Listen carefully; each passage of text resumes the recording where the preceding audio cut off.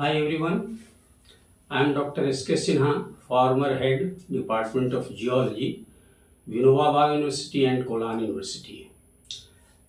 तो आज मैं आपके समक्ष प्रस्तुत हुआ हूँ ताकि मैं आपको कुछ बता सकूँ कि जियोलॉजी है क्या और इसमें आप कैसे अपना करियर बना सकते हैं। तो सबसे पहले मैं आपको बताऊं कि जो जियोलॉजी है बहुत नोन नहीं है, बहुत बच्चों को, इवन गार्जियंस को भी पता नहीं है, एंड ट्रिमेंडस जॉब अपॉर्चुनिटी है इसमें, इसलिए मुझे लगा कि ये बनाना चाहिए। तो सबसे पहले आपको मैं थोड़ा ब्रीफ करूं कि जियोलॉजी है क्या, what is geology. So geology which is also known as earth science, it is a study of earth in all the aspects of earth, its formation, distribution and occurrence of different types of rocks and minerals, fossils means remains of the life which existed on this planet earth। तो इन सबों का study, holistic study, ये geology है। और इसका importance आप सिर्फ ऐसा समझें कि जो कुछ भी हम निकाल पाते, जो कुछ भी हमारे पास है material, it is all obtained from the earth. चाहे वो लोहा हो, तांबा हो, सोना हो, चांदी हो, या और भी कोई भी मटेरियल जो आप देखते हैं, सीमेंट के लिए लाइमस्टोन है, तो अल्टीमेटली ये कहाँ से आता है? अल्टीमेटली ये अर्थ से आता है। इस वे में ये जो जियोलॉजी है इट्स वेरी वेरी इम्पॉर्टेंट, लेकिन बच्चों को ये पता नहीं है कि जियोलॉजी में क्या हमारा करियर हो सकता है।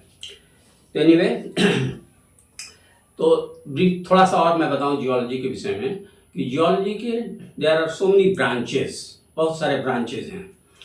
जैसे कुछ जो इम्पोर्टेंट ब्रांचेस हैं उसको मैं मेंशन करूं कि फिजिकल जियोलॉजी और जियोमॉर्फोलॉजी, ये एक ब्रांच है।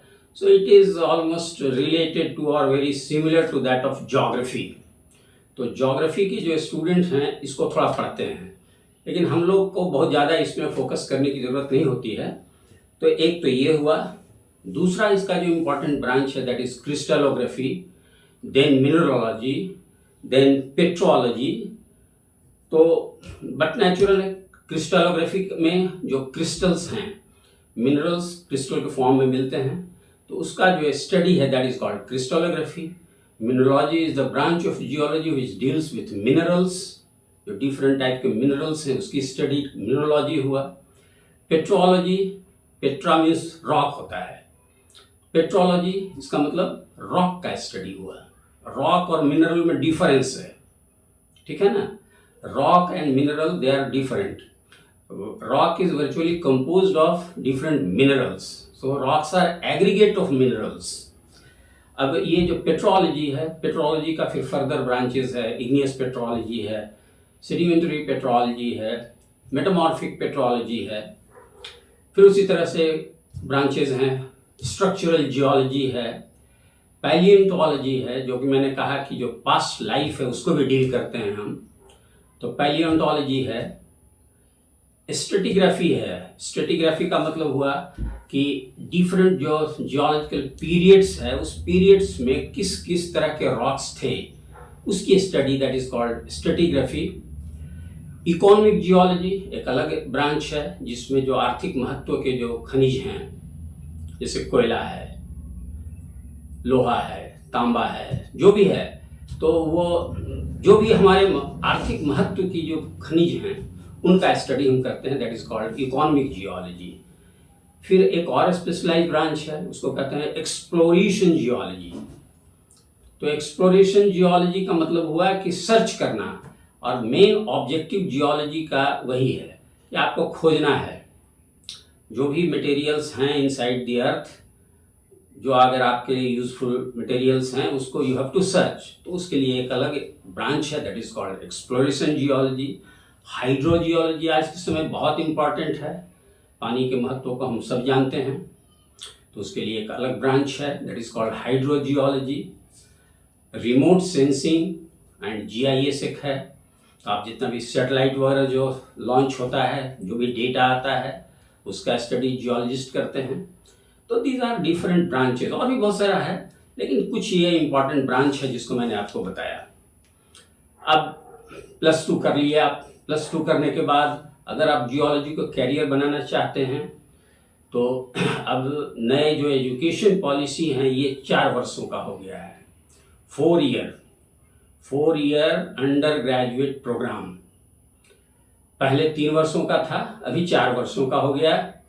और इन 4 वर्षों में 8 सेमेस्टर, मैंने हर वर्ष 6 महीने का एक सेमेस्टर होगा, तो टोटल कितना हो गया? 8 सेमेस्टर का नए एजुकेशन पॉलिसी में 8 सेमेस्टर का हो गया। अब इस न्यू एजुकेशन पॉलिसी में एक फ़ायदा ये है कि अगर आप पूरा सेमेस्टर 8 सेमेस्टर अगर आप नहीं भी कंप्लीट कर पाते हैं, तब भी आपका जो पढ़ाई है वो जाया नहीं होगा। अगर मान लीजिए आप 1 साल की ही पढ़ाई कर पाए, यानी 2 सेमेस्टर आप पूरा कर पाए, तो आपको एक सर्टिफिकेट कोर्स मिलेगा। अगर आप 1 साल और पढ़ाई कर लिए, यानी 4 सेमेस्टर आप अगर पढ़ लिए, तो डिप्लोमा की आपको सर्टिफिकेट, एक डिप्लोमा मिलेगा। अगर आप 6 सेमेस्टर यानी 3 वर्षों की पढ़ाई कर लिए, तो आप ग्रेजुएट तो हो गए और आपको यूजी बैचलर्स डिग्री मिल जाएगी। और जब 8वां सेमेस्टर आप कर लेंगे, यानी कि पूरा 4 वर्ष का, तब आपको ऑनर्स की डिग्री मिलेगी। तो ये एक सिस्टम आपको समझने की ज़रूरत है कि 4 इयर्स में आपको ऑनर्स की डिग्री मिलेगी। तो जियोलॉजी एज ए मेजर आप रख सकते हैं, ये बहुत अच्छा ऑप्शन है। अब सवाल ये है कि जियोलॉजी में ग्रेजुएट होने के बाद, ऑनर्स ग्रेजुएट होने के बाद क्या करना है? तो आपको एक जॉब मिल सकता है ये ऑनर्स डिग्री के बाद भी, लेकिन ये जॉब उतना बढ़िया नहीं होगा।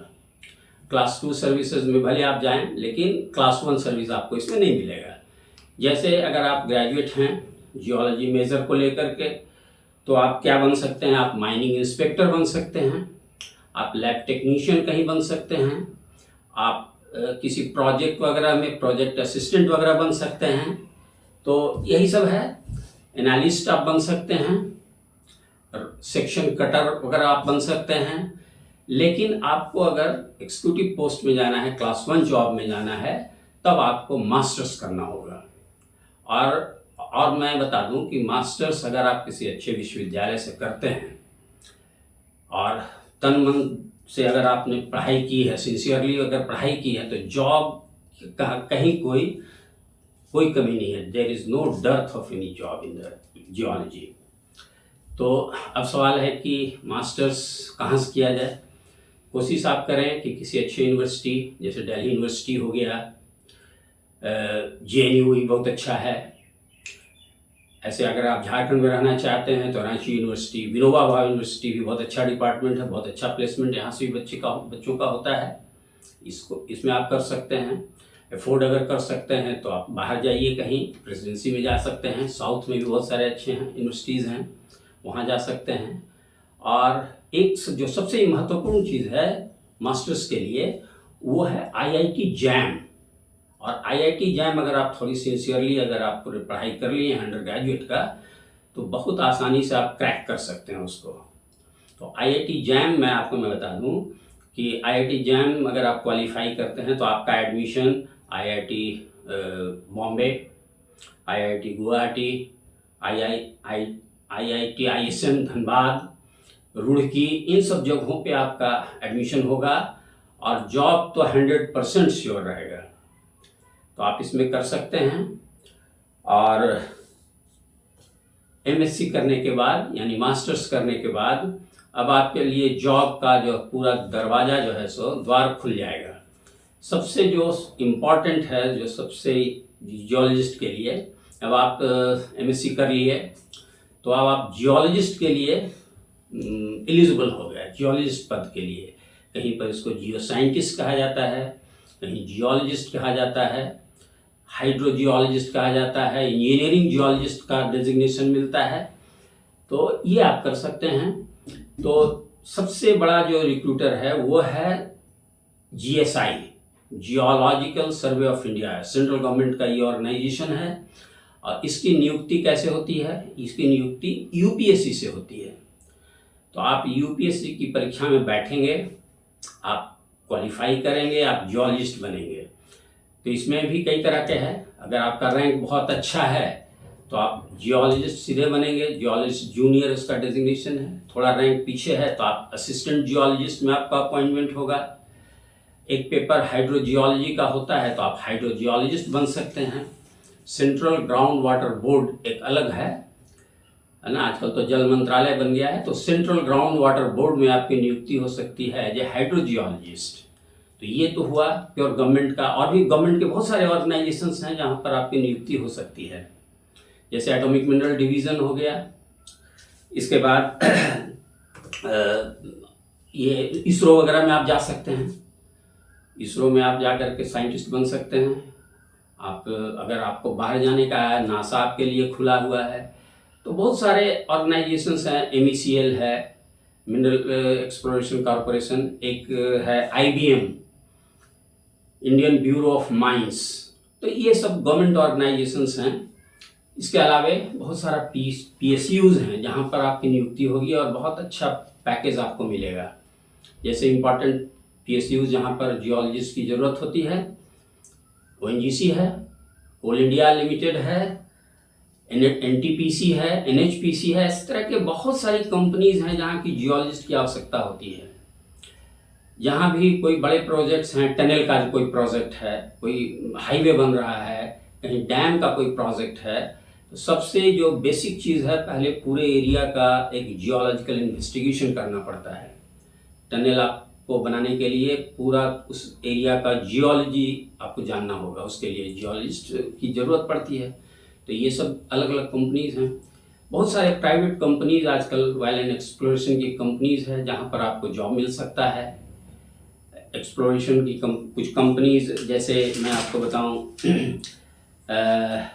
अगर आप बाहर जाना चाहते हैं तो बहुत सारा कंपनी है। इटली का एक ENI है, वो एक्सप्लोरेशन के काम में लगा हुआ है, वहाँ आपका हो सकता है नियुक्ति हो सकती है।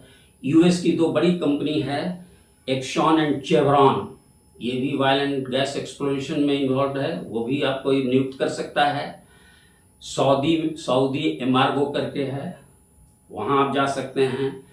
फिर कुछ कंसल्टेंट कंपनीज भी हैं जहाँ आपकी नियुक्ति हो सकती है। जैसे ऑयल एंड एक्सप्लोरेशन जो है, इसको सपोर्ट करने के लिए एक स्लम्बर्जर एक कंपनी है, बहुत फेमस कंपनी है और बहुत ज़्यादा पैकेज पर वहाँ जियोलॉजिस्ट काम करते हैं। तो अगर आप ढंग से अपनी पढ़ाई पूरी की है तो आपके लिए स्लम्बर्जर के द्वार खुले हैं। तो मेरा कहना, इस वीडियो बनाने का मेरा मकसद ये था कि आपको थोड़ा जो करियर है उसके लिए गाइडेंस दे सकूं। धन्यवाद।